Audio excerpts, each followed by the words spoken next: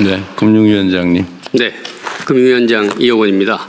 예, 한국 경제가 지금 저성장, 양극화라는 구조적 난제를 극복하고 대통령께서 말씀하신 지속성장이라는 새로운 미래를 열어가는 데 있어서 금융의 역할이 그 어느 때보다도 중요한 시점입니다.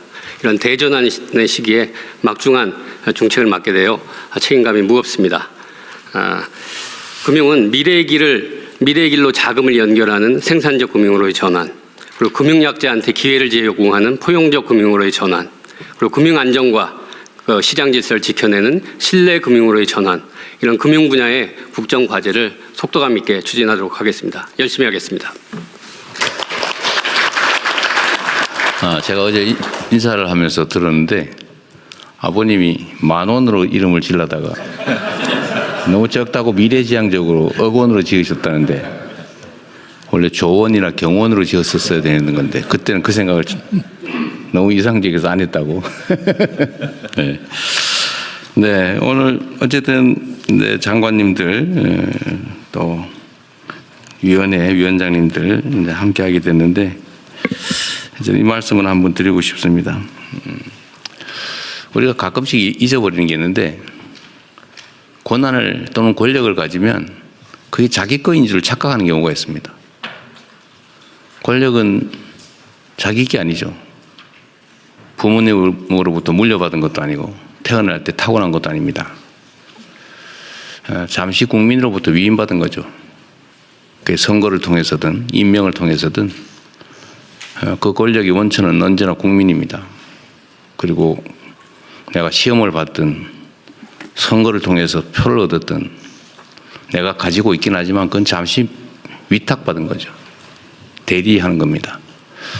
근데 이걸 잊어버리는 경우가 상당히 많아요. 자기가 마치 그 권력을 가진 특별한 존재인 것처럼 착각하는 경우가 있는데 그런 착각에 빠지지 않도록 노력하는 게 정말로 중요하겠다. 그런 생각이 듭니다. 그리고 공직자는 사업가 또는 개인과는 다르죠. 공적인 일을 하기 때문에 공적 권한이 부여되어 있는 겁니다. 권한에는 책임이 똑같은 양이 따르죠. 공적 책임, 공적 권한은 같은 말입니다. 그래서 우리가 행사하는 모든 권한, 모든 업무는 오로지 국민을 향해 있어야 합니다. 나를 위해서, 주변을 위해서가 아니라 오로지 주권자인 국민을 향해 있어야 된다는 것. 그래야 민주공화국의 가치가 살아있는 진짜 민주국가가 되겠죠. 민주적 공동체. 그리고 그게 주권자라고 하는 게 막 힘세고 돈 많이 가지고 지위 높다고 더 크고 힘없고 가진 것 없고 소외돼 있다고 작은 게 아니죠. 국민은 누구나 존경하고 똑같은 대등한 주권자다. 이 생각을 결코 잊으면 안 되겠습니다. 그래서 이 정부의 이름이 이제 국민 주권 정부가 됐는데 공직자는 공적 활동을 하는 범위 내에서는 한순간도 자신의 존재가 국민 밑이다. 국민을 모시는 존재다라는 걸 잊지 말아야 하고 내가 가진 공적인 시간 1시간은 5,200만 시간의 가치가 있다는 생각을 결코 한순간도 잊어서는 안 됩니다. 공직자 손에 그 나라 운명이 달려있다는 생각을 하고 권력의 귀속 주체가 국민이라는 생각을 하면서 책상 위가 아니라 언제나 현장에 있어야 합니다. 그리고 공급자 중심에 이 내 거니까 내가 시사하듯이 시혜를 베푸듯이 이렇게 일하는 게 아니라 언제나 수요자 중심으로 모시는 정신으로 권한 행사를 하고 의무 이행을 해 주시기 바랍니다. 공직자들의 태도, 공직자들의 마인드에 따라서 똑같은 조선에서 선조 때문에 수백만 국민이 죽기도 하지만 또 정조 때문에 동북아시아의 가장 번영된 나라를 만들기도 합니다. 공직자 한 사람의 몫이 그 사회의 운명을 결정하니까 정말로 적극적으로 능동적으로 행동해 주시길 바라고 특히 지휘하는 공무원들이 또 소속 공무원이 많이 있으니까 언제나 그 공무원들의 모범이 되시길 바랍니다. 잘 부탁드립니다. 이제 시작하시죠. 네, 현안 토의 순서를 갖겠습니다. 국가 균형 성장 방안에 대해서 지방시대 위원장님부터 기재, 교육, 산업, 국토, 행안, 농림, 해수부 순서로 발제해 주시고 토의를 하겠습니다. 참고로 오늘 오후 국회에서의 대정부 질문 때문에 관련 장관님들이 혹시 시간이 조금 되면 먼저 자리를 드실 수 있다는 것을 먼저 양해 구합니다. 그러면 바로 지방시대 위원장님부터 발제해 주십시오. 예, 지방시대 위원장입니다. 앞에서 대통령님 말씀하신 것처럼 균형발전의 상징 같은 곳이 이곳 세종인데 여기서 균형성장 전략에 대한 국무회의 토의를 갖게 된 것 자체가 대단히 뜻깊은 일이라고 생각합니다. 5급 3특 국가균형성장 전략에 대해 보고드리겠습니다. 첫 번째, 추진 배경과 경과입니다. 수도권 1급 체제는 국가 전체의 경쟁력을 약화시키고 있습니다. 그래프를 보시면 비수도권에서 수도권으로 순유입된 인구가 2004년에 14만 명에 달했었습니다. 그러다 2011년 처음으로 마이너스로 돌아선 적이 있습니다. 수도권에서 빠져나가는 인구가 더 많아졌던 시기입니다. 혁신도시의 공공기관 이전이 본격화된 시기입니다. 그러나 이 추세는 그리 오래가지 못합니다. 2017년 이후 다시 수도권으로 들어오는 인구가 더 많아졌습니다. 그러다 지난 해인 2024년에는 지난 한 해 동안만 4만 5천여 명의 인구가 수도권으로 몰려들었습니다. 이를 연령대별로 분석해 보면 작년 한 해 동안 30대 이하 청년은 6만 6천 명이 수도권으로 순유입된 반면에 40대 이상은 2만 1천 명이 오히려 비수도권으로 유출되었습니다. 순유출되었습니다. 청년들이 수도권으로 몰려오는 것은 당연히 일자리와 교육이 가장 큰 이유입니다. 문제는 사람과 자본이 몰려들고 있는 수도권조차도 과밀과 집중으로 인해 갈수록 경쟁력이 떨어지고 있다는 겁니다. 부동산 문제는 말할 것도 없고 수도권의 교통 혼잡으로 인한 손실 비용만 해도 지난 한 해 41조 원에 달합니다. 8년 전에 비해서 10조 원 가까이 증가한 수치입니다. 수도권에 창업한 기업은 비수도권에 비해서 평균 서너 배 이상의 경상비를 부담해야 합니다. 국가 경쟁력을 약화시키고 있는 수도권 1급 체제를 극복하고 청년들이 지역을 떠나지 않아도 되는 나라를 만들어야 합니다. 5급 3특 국가균형성장 전략은 바로 이런 문제의식에서 출발했습니다. 비수도권 지역에도 청년들이 가고 싶은 좋은 일자리가 있고 일자리와 연계된 좋은 대학이 있어야 합니다.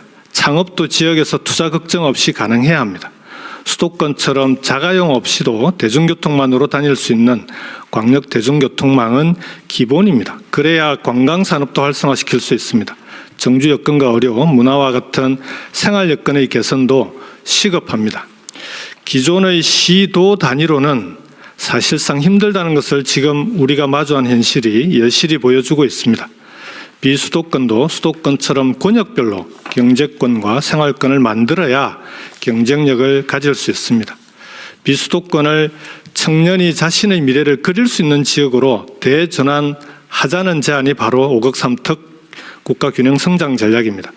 오늘 각 부처별로 보고하는 정책은 그런 고민의 산물입니다.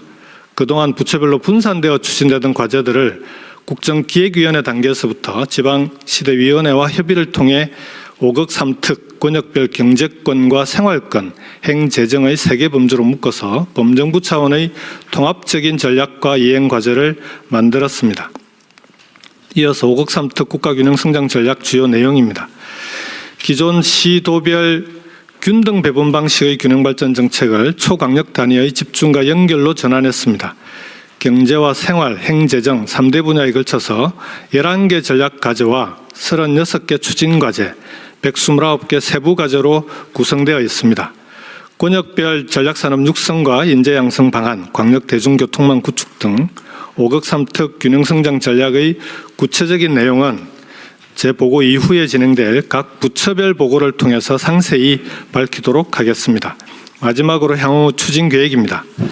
9월 중에 개최될 제1차 지방시대위원회 회의에서 세부 과제를 확정하고 관계부처와 함께 개별 프로젝트를 포함한 후속 조치들을 신속하게 추진해 나가겠습니다. 자치분권 및 균형발전법을 포함한 관련법을 개정하고 자치분권 균형성장 5개년 종합계획을 수립하도록 하겠습니다. 5억 3특별로 설명회를 개최해서 우리 정부의 국가 균형 성장 비전과 전략을 공유하는 한편 초강력 연합의 출범과 5억 3특별 주요 프로젝트 추진도 적극 지원하겠습니다. 앞으로 지방시대위원회는 여러 부처에 걸쳐져 있는 5억 3특 국가균형성장 정책이 통합적으로 추진될 수 있도록 중앙부처, 지방자치단체와 지속적으로 소통해 나가겠습니다. 대통령님과 국무위원 여러분의 지속적인 관심과 지원을 부탁드립니다. 이상으로 보고를 마치겠습니다. 감사합니다. 예, 다음은 기획재정부에서 AI 초혁신 경제를 기반으로 하는 국가균형성장 지원 전략에 대해서 보고를 드리겠습니다.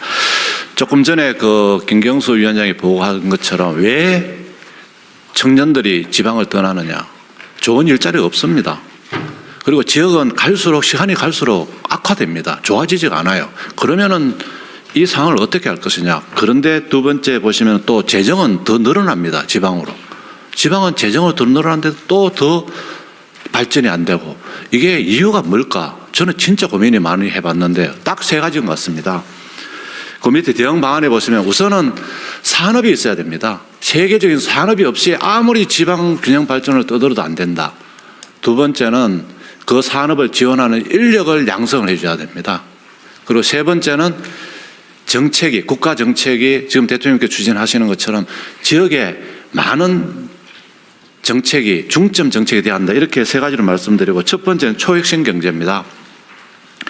지역 전략 산업을 키워야 되는데 그래서 저희들이 새 정부 경제 정책 방향에서 한 초혁신 아이템을